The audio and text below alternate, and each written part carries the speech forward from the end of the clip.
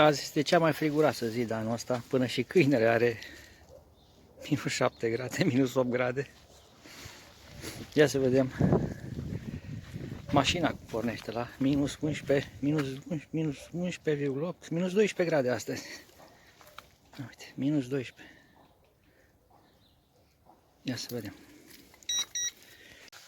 În mod normal, la temperatura asta ar trebui să-i pun bujia de 2 ori, dar o să-i pun o singură dată, pentru că vreau să, chiar sunt curios cum se procedează mașina.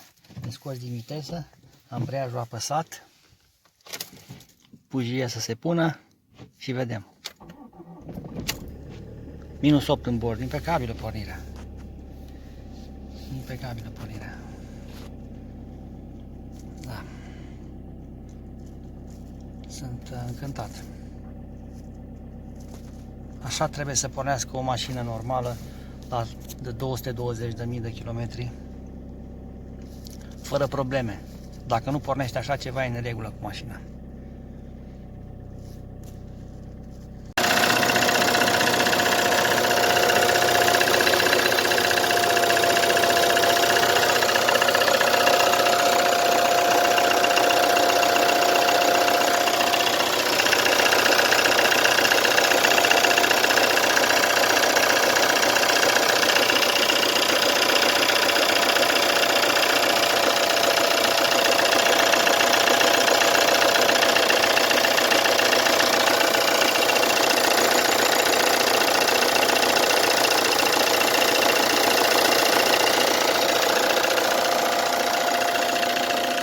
Astăzi chiar e frig.